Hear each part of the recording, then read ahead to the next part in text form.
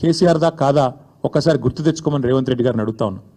Corona సమయంలో దేశమంతా అతలాకుతలం అవుతుంటే ఆనాడు 7,500 ధాన్యం కొనుగోలు కేంద్రాలు పెట్టి ఆఖరి గింజదాకా కొని రైతులను కంటికి రెప్పలాగా కాపాడుకున్నది కేసీఆర్ కాదా? మార్కెట్ యార్డులకు ఇవాళ ధాన్యం వస్తే ఎక్కడ బోనస్ ఇవ్వాల్సి వస్తుందో అని ఎగ్గొట్టి దాచుకుంటున్నది నీ ప్రభుత్వం కాదా అని నేను అడుగుతా ఉన్నా. అట్లాగే ప్రపంచంలో ఎక్కడన్నా ఉన్నదా రైతు బీమా? ఒక రైతు చనిపోతే 5 లక్షల బీమా ఇచ్చే సంస్కారవంతమైన ప్రభుత్వం ఈ భారతదేశంలో కాదు ప్రపంచంలో ఎక్కడన్నా ఉందా? అది తెచ్చింది కేసీఆర్ కాదా? ఇవాళ రైతు బీమా కూడా ఎగ్గొట్టి గత 3 నెలలుగా ప్రీమియం కట్టకుండా మరి ముఖం చాటేసి వేలాది మంది రైతులు ఉసురు తీస్తున్నది కాంగ్రెస్ ప్రభుత్వం కాదా?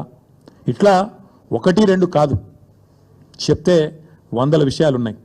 మీరు ఆనాడు దశాబ్దాల మీ గొప్ప పరిపాలనలో, మీ ఇందిరమ్మ పాలనలో ఆనాడు చెరువులను మీరు తాంబాలాలుగా మారిస్తే, వాటిని ఎండబెడితే, మిషన్ కాకతీయ ద్వారా మళ్ళీ వాటిని ప్రాణం పోసి వాటి ద్వారా మొత్తం భారతదేశంలోనే ఇటు వ్యవసాయానికి ఊతమిస్తూ ఇంకోవైపు మత్స్య పరిశ్రమకు నంబర్ 1 స్టేట్ ఇన్ ఇన్లాండ్ ఫిషరీస్గా తీర్చిదిద్దింది కేసీఆర్ కాదా? 30,000 కోట్ల మత్స్య సంపద సృష్టించింది కేసీఆర్ గారు కాదా?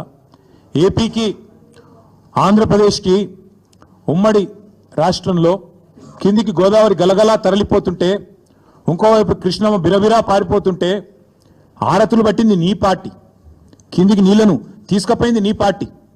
కానీ పోరాడి తెలంగాణ సాధించి ఇవాళ తెలంగాణను ఆనాడు దాశరథి గారు చెప్పినట్టు ఒక్కొక్క బొట్టు నీటి బొట్టును ఒడిసిపట్టి 1 కోటి ఎకరాల మాగాణంగా చేసింది కేసీఆర్ కాదా? ఇది తెలియదా ప్రజలకు? 2014 ముందు తెలంగాణ ధాన్యం ఉత్పత్తి ఎంత? 2023లో తెలంగాణ ధాన్యం ఉత్పత్తి ఎంత? ఇది తెలియదా? ఇవాళ బనకచర్ల ద్వారా మీ గురువు గారు చంద్రబాబు నాయుడు గారు తెలంగాణ రైతుల గొంతు కోసి మరి గోదావరి నీళ్లను మళ్ళీ కిందికి తీసుకుపోయే ప్రయత్నం చేస్తుంటే మీరు ఎట్లా వంతబాడుతున్నారో తెలంగాణ సమాజం చూస్తలేదా? తెలంగాణ రైతాంగం చూస్తలేదు అనుకుంటున్నారా? ఈ జలదోపిడిని అడ్డుకునే ప్రయత్న భాగంలో మీరు ఎట్లా ఆంధ్ర ప్రయోజనాలకు వంతబాడుతున్నారో ఇవాళ తెలంగాణ సమాజం చూస్తలేదు అనుకుంటున్నారా? ఒక్కసారి గుర్తు చేసుకోండి అని చెప్తా ఉన్నా.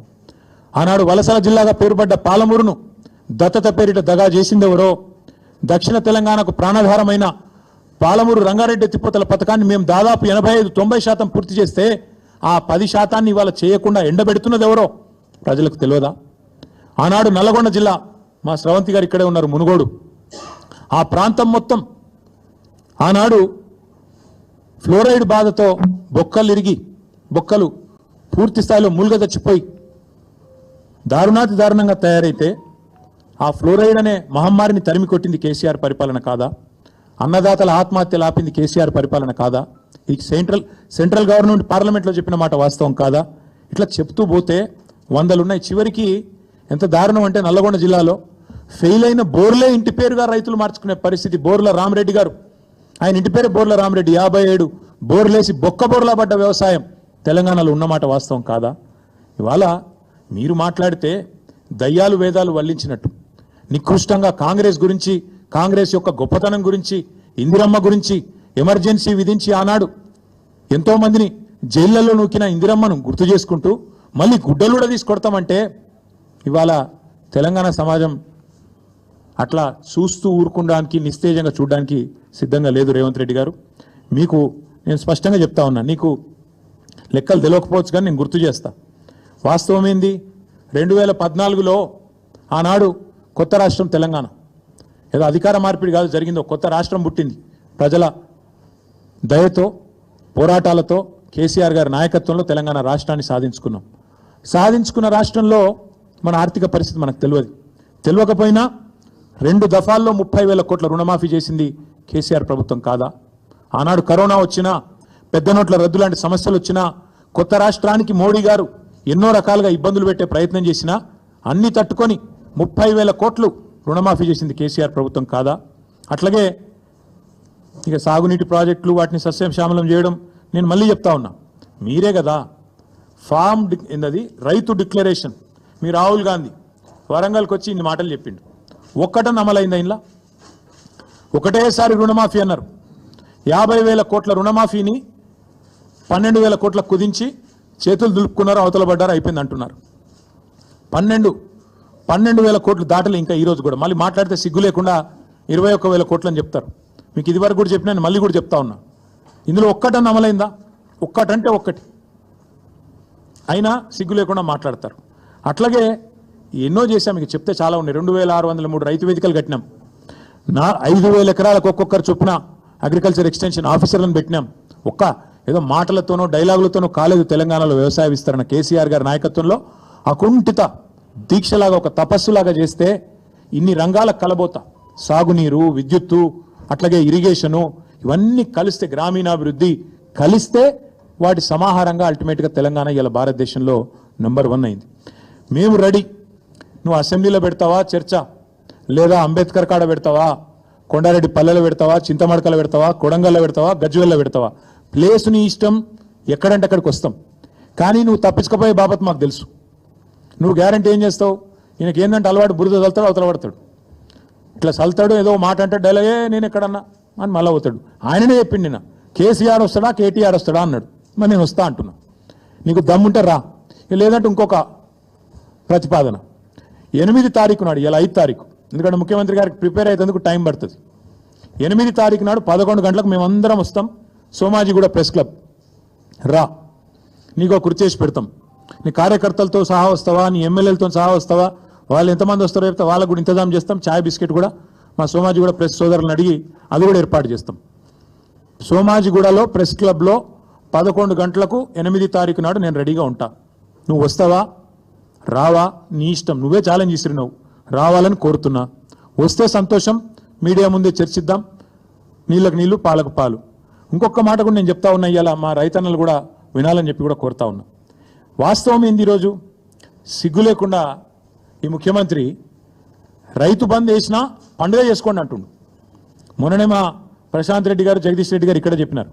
మేము ఒకసారి వేయలేదు, 11 సార్లు మొత్తం 73,000 కోట్ల రూపాయలు రైతుల ఖాతాల్లో వేసినాం. కానీ ఎన్నడూ గింత హడావుడి, గింత ఆర్భాటం అయితే చేయలేదు. ఒక్కసారి వేసి 4 పంటలకు గాను 1 పంటకేసి దానికే పండుగ చేసుకోకండి అంటున్నాడు. వాస్తవం ఏంది అసలు? ఇవాళ రైతులకు ఎగ్గొట్టిందంతా, యాక్చువల్గా ఇచ్చిందంతా రేవంత్ రెడ్డి ప్రభుత్వం. మీరు చెప్పింది ఏంది అసలు? ఇచ్చింది ఏంది? మీరు చెప్పింది ఏంది? రైతు భరోసా ఎకరానికి 15,000 ఇస్తామని చెప్పినావు నువ్వు. కేసీఆర్ 10,000 ఇస్తున్నాడు బిచ్చం వేసినట్టు, నేను 15,000 ఇస్తా అన్నావు. కేసీఆర్ 2 పంటలకు ఇస్తున్నాడు, నేను 3 పంటలకు ఇస్తా అన్నావు. ఇవాళ ఏం చేస్తున్నావు మరి?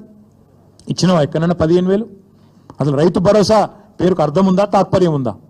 ఇంకొక మాట కూడా అడుగుతా ఉన్నా రేవంత్ రెడ్డిని నేను.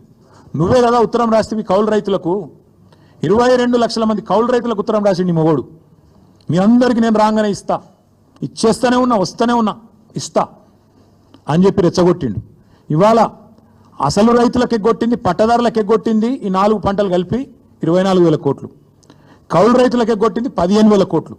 మొత్తం కలిపితే ఈ ప్రభుత్వం ఒక్క రైతు బంధులనే ఎగ్గొట్టింది 39,000 కోట్లు. ఎట్లా లెక్క అంటారా మీరు? ఆ లెక్క కూడా నేను తీసుకొచ్చినా, మీరు చూసుకోవచ్చు. ఒక్కొక్క ఎకరానికి ఎంత ఎగ్గొట్టిండు, మొత్తం కలిపి 39,000 కోట్లు ఎగ్గొట్టిండు ఒక రైతు బంధుల్నే.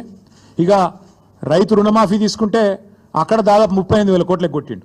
50,000 కోట్ల లెక్కను 12,000కు రౌండ్ ఆఫ్ చేసి ఆడొక 38,000 కోట్లు ఎగ్గొట్టిండు. రైతు బంధులో ఇంకో 39,000 కోట్లు ఎగ్గొట్టిండు. ఎట్లా అంటారా? 2023-24 రబీలో ఒక్కొక్క ఎకరానికి ఆనాడు 2,500 ఎగ్గొట్టిండు, 5,000 ఇచ్చి చేతులు దులుపుకున్నాడు. అప్పుడే ఎలక్షన్ అయిందన్నాడు. అప్పుడు కేసీఆర్ గారు పెట్టిన 7,500 కోట్లు ఇచ్చిండు. ఇచ్చి 2,500 ఎకరానికి అప్పుడే ఎగ్గొట్టిండు. తర్వాత ఒక పంట అయితే మొత్తానికి ఎగ్గొట్టిండు. ఎందుకంటే కేసీఆర్ ఏమో నాట్లు వచ్చినప్పుడు వేసేది, నాట్లు వేసేటప్పుడు రైతు బంధు వేసేది, ఈయన ఓట్లు వేసేటప్పుడే వేస్తాడు, తర్వాత వేయడు. మా రైతు సోదరులకు నేను చెప్తున్నా, మళ్ళా ఓట్లు దాటినాయంటే తర్వాత రైతు బంధు ఉండదు. దానికి రైతు బంధుకు రామ్ మర్చిపోండి. రేవంత్ రెడ్డి గారి ప్రభుత్వం రైతు బంధును ఎగ్గొడుతుంది, ఏదో ఒకటి చెప్పి తప్పించుకుంటుంది. ఈ 2024-25లో అన్నాడు మొత్తం 23-24 వానాకాలంలో రబీల్నేమో 5,000 ఇచ్చిండు. మొత్తం 23-24 వానాకాలం ఏమో మొత్తానికి ఎగ్గొట్టిండు 7,500. అటెన్క 2024-25 దానిలో కూడా మొత్తం ఎగ్గొట్టిండు 7,500. మొన్న మళ్ళీ 1,500. అంటే మొత్తం కలిపితే ఒక్కొక్క ఎకరానికి 19,000 బాకీ రేవంత్ రెడ్డి ప్రభుత్వం ఒక రైతు బంధుకి.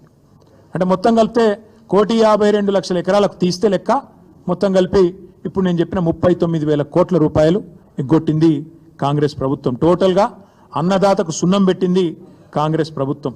అట్లాగే ఇక ఆయన చెప్పిన మాటలు, ఎవరు? రాహుల్ గాంధీ. రుణమాఫీ అన్నాడు, ఏకకాలంలో చేస్తామన్నాడు. డైలాగులు తొడలు కొట్టుడు, మెడలు కొట్టుడు, ఉరుకుని తెచ్చుకోండి, నేను వస్తూనే ఉన్నా, వేస్తూనే ఉన్నా అన్నాడు. 49,500 కోట్లను కుదించి కేవలం దాన్ని రౌండ్ ఆఫ్ చేసి ఆఖరికి ఇలా 20,000 కోట్లు చేసినామని బయట చెప్తారు.